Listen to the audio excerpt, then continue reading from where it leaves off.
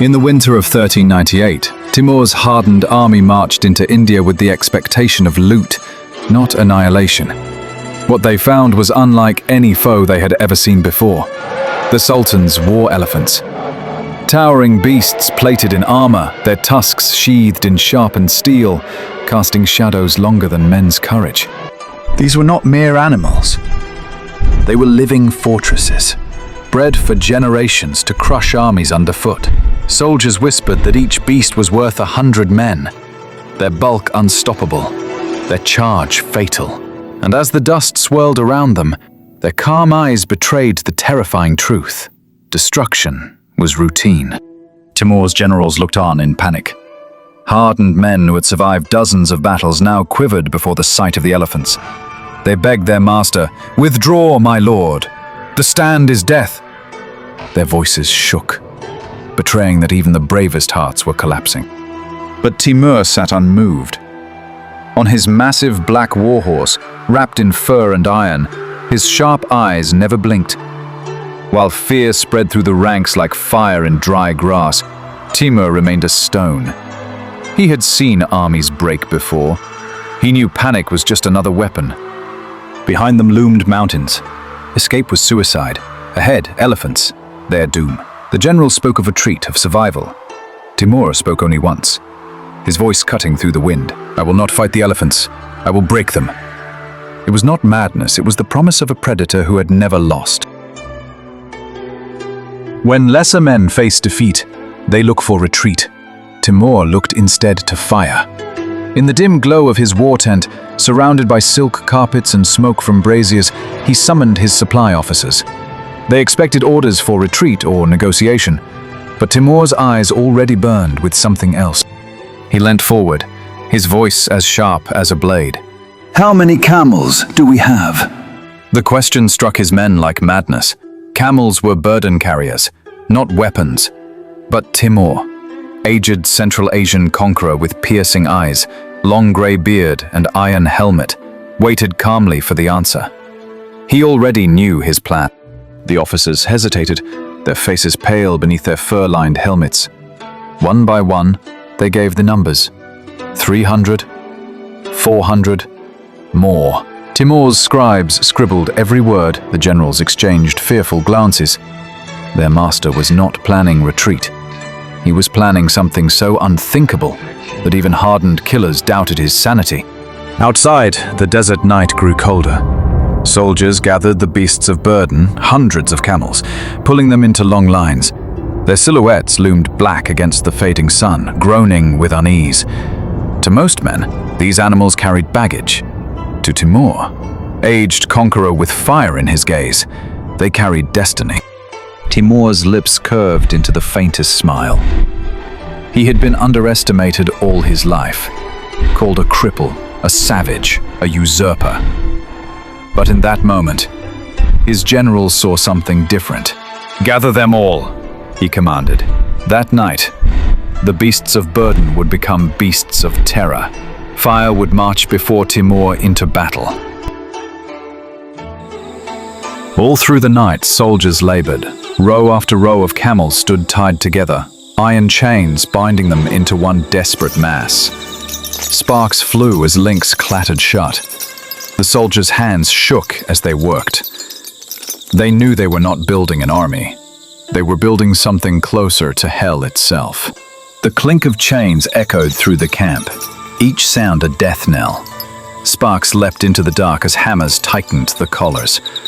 Soldiers cursed under their breath, some whispering prayers to forgotten gods. Even the camels groaned, as though they sensed their own betrayal.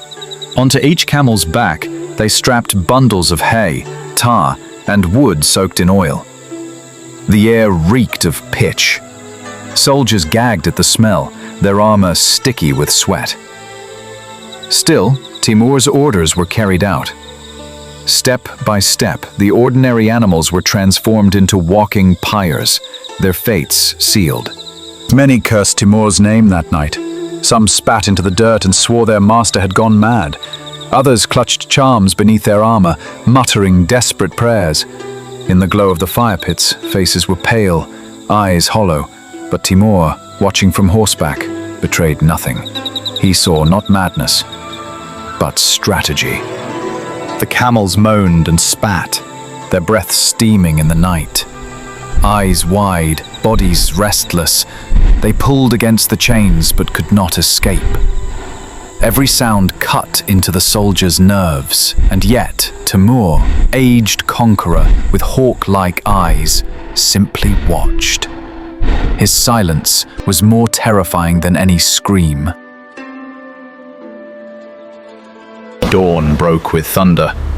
The elephants advanced, colossal forms blotting out the rising sun, steel armor gleaming like a wall of death.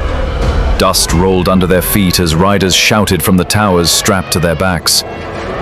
To Timur's men, it was as though the mountains themselves had begun to march.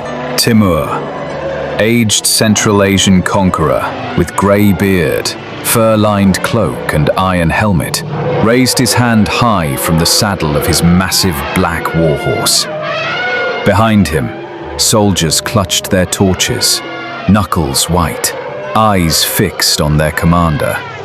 The battlefield held its breath. Only Timur remained calm, a predator about to strike. His voice tore through the silence. Ignite! Flames roared to life as torches plunged into the hay bundles strapped to camels. Fire leapt skyward, smoke thickening, the animals bucking in blind terror. Soldiers shielded their eyes. In that instant, the battlefield ceased to be earth and became a furnace.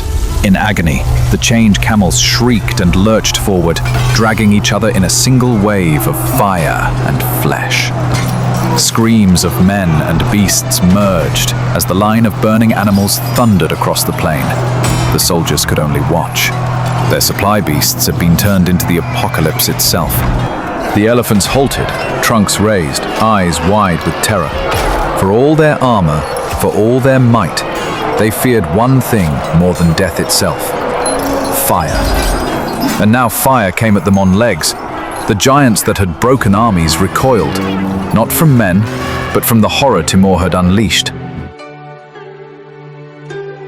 Trumpeting in panic, the elephants turned. But they did not retreat in order. They crushed their own riders, plowing through their soldiers, trampling man and horse alike. Dust and screams filled the air as the mightiest war machines in the world became a storm of chaos, destroying everything in their path. Soldiers who had once marched behind the beasts were flattened beneath their feet. Shields cracked like eggshells, bones shattered, men screamed. It was not Timur's cavalry that slaughtered them. It was their own monsters, driven mad with fear. The invincible had turned on their masters in an instant. Timur's generals, 3 Central Asian warlords in lamellar armor, fur helmets, and curved sabers, stared in disbelief. Moments before, they had begged for retreat. Now they watched as their master's madness became victory. Their faces glowed in firelight, eyes wide, unable to grasp the genius they had just witnessed. The battlefield became a graveyard. Flaming camels collapsed into ash. Elephants screamed as they fell. Soldiers fled in terror. Smoke rolled over the plain, blotting out the sun. And in the heart of the chaos, Timur, grey-bearded conqueror with hawk-like eyes, remained seated on his black warhorse, silent, victorious. Timur had not just won. He had revealed a truth darker than steel. Fear, when mastered, is sharper than any sword. Fire had broken elephants. Terror had broken men. And as smoke curled behind him, Timur allowed himself a faint smile. The world would remember not the elephants, but the man who set camels on fire.